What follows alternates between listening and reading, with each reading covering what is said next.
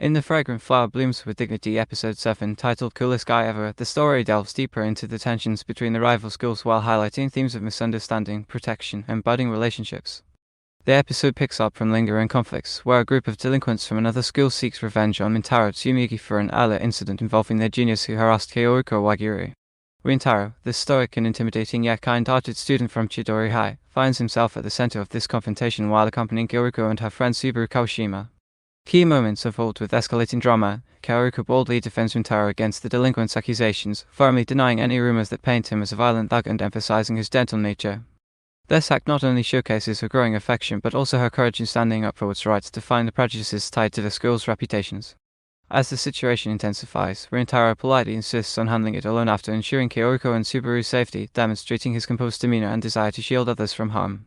However, the turning point comes when one delinquent invasively touches Subaru's hair, triggering her visible terror and flashbacks to past bullying, a raw, emotional beat that heightens the stakes. Enter Rintaro's loyal friends, Shohei Yubin, the insightful and defensive one, Sakunatsu Sowa, the intelligent but cynical tutor, and Ayato Hachimori, typically the non-violent mediator. They tell Rintaro and intervene swiftly upon witnessing the threat. Learning that the delinquents had already injured Rintaro, evident from a fresh wound on his forehead, Ayato snaps from his usual restraint and delivers a decisive knockout to the aggressors, revealing layers to his character as a protector who values friendship above his principles.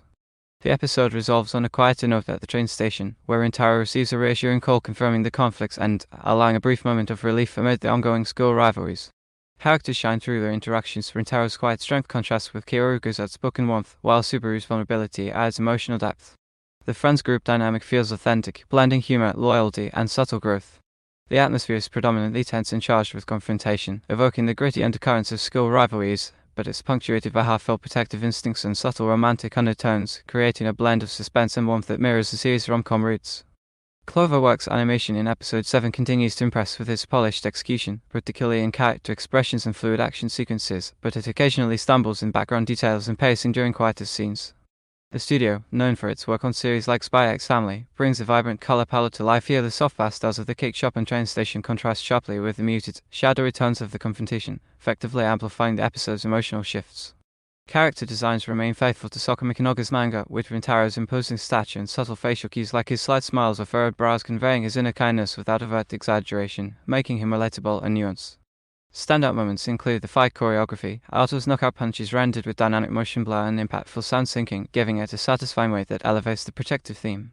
Subaru's terror is captured through close-up shots of her wide eyes and trembling posture, using subtle animation tweaks like hair strands quivering to convey fear authentically, avoiding melodrama. However, the backgrounds during the street confrontation feel somewhat static and under-detailed. Generic urban elements like nondescript buildings lack the texture that could immerse viewers more deeply in the setting, a minor critique compared to the manga's more intricate panel work. Overall, the animation supports the narrative's balance of romance and action admirably, with expressive eyes and body language driving character-driven moments. Yet, some transitions between tense and calm scenes feel abrupt, potentially due to adaptation constraints, where a smoother blend could enhance flow.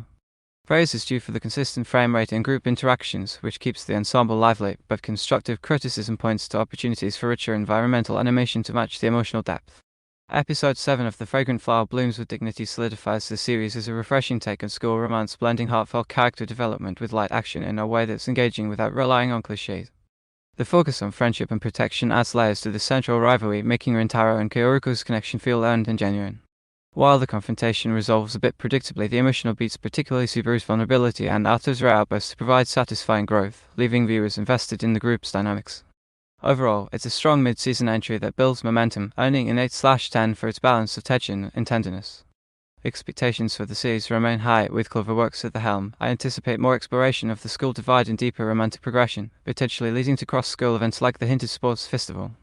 If it maintains its analytical depth and character motivations while refining animation subtleties, it could bloom into one of 2025's standout rom-coms, though it risks repetition if rivalries don't evolve beyond physical skirmishes.